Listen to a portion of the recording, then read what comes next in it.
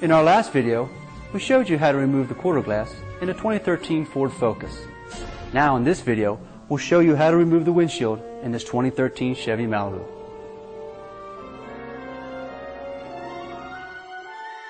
It's always a good idea to wear safety gloves and glasses when working with the Viper. We want to make sure that we take the wipers and cowl off to give us proper access to the bottom of the windshield. In our case, with using the Viper, it'll give us good access to make sure that we get the wire in the proper position. Also, when we go to install this windshield, to make sure that we get proper contact with the bead of urethane for a safe installation. I will now remove the rearview mirror. Some mirror mounts are more complex than others. On this vehicle, there is a wire assembly that needs to be separated at the harness that just needs a light tug toward the headliner to ensure it is out of our work area.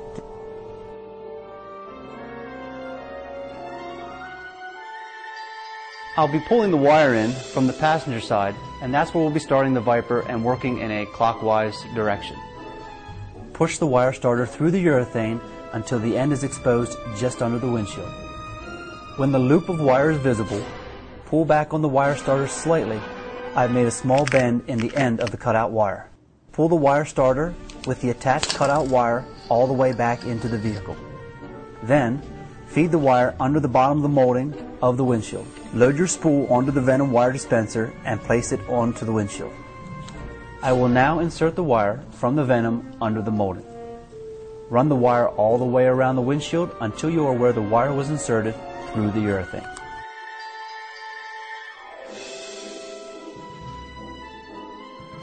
I'm just going to clean the inside of the windshield to make sure that the Viper sticks the best.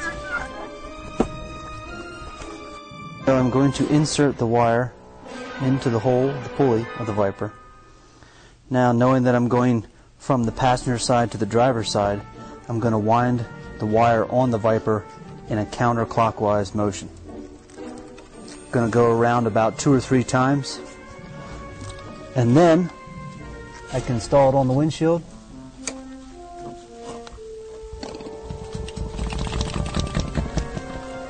Slide my dash protector in,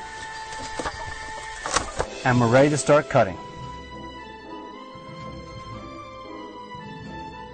When cutting, we want to be aware that this particular vehicle and most vehicles have setting pins from the factory up in each corner to allow the installer or robot to place the glass in the perfect spot during construction of the vehicle. There are 2 effective ways to cut behind these setting posts. One is to apply pressure to the wire where it is closest to the urethane and use the Viper to cut behind the setting pin where it is attached to the windshield. The method I have chosen is to use a blade to cut the bond between the setting pin and the windshield.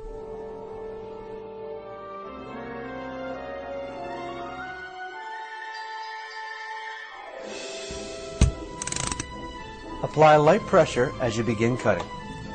In most cases, the urethane is thickest in the corners where all of the body seams are formed together.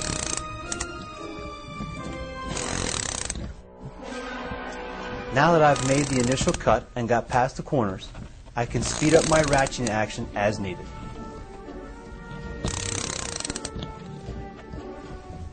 I need to make sure that the dash protector is always in the correct position and that I apply light pressure on the wire against the glass.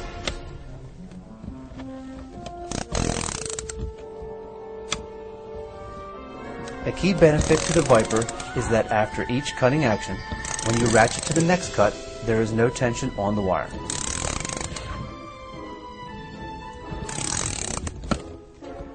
Repositioning the Viper is very simple. After releasing the vacuum, simply keep a light grip as you pull and let the wire unwind to accommodate your new position.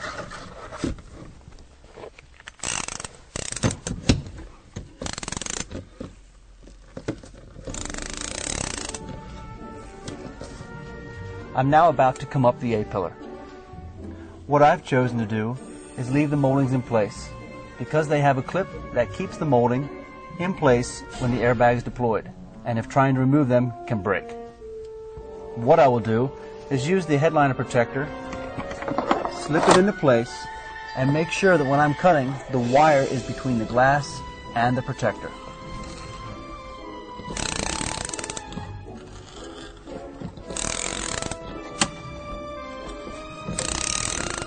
I will now reposition the Viper to complete the cut up the pillar and start across the top.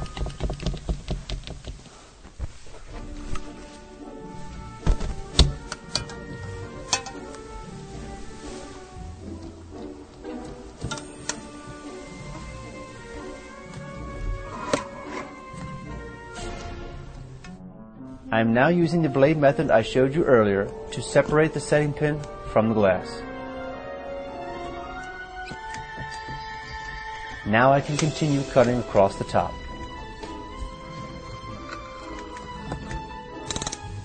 Be sure to take special care not to get hung up on the wiring harness for the rearview mirror.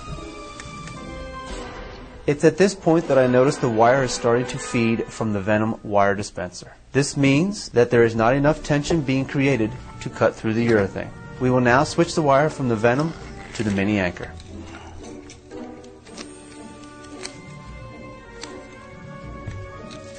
First, pull enough wire from the Venom so that when you cut the wire, you have enough wire to reach into the vehicle.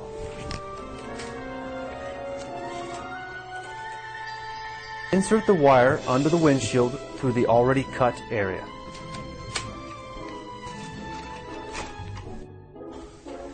Now, attach the wire to the mini anchor, making sure that the tab is pointed towards the original entry point of the wire.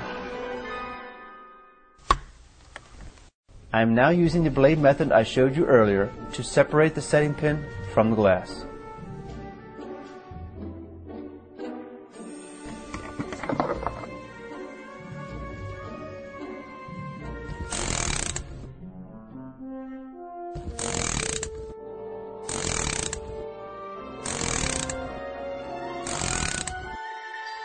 When nearing the end of the removal, it is important to remember to reposition the anchor cup and the Viper so that the wire from the mini anchor is now under the wire from the Viper.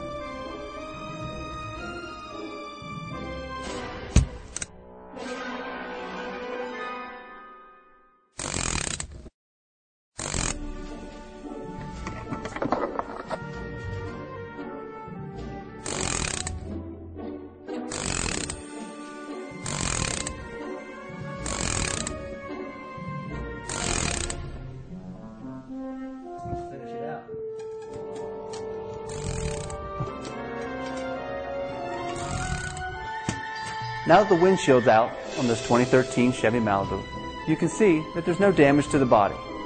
Also, an added benefit is that the urethane has been trimmed down to the proper height for reinstallation. We have been asked many times, can the Viper remove the slider in the infamous Dodge pickup truck? The answer is yes. Stay tuned to our next video when we show you how.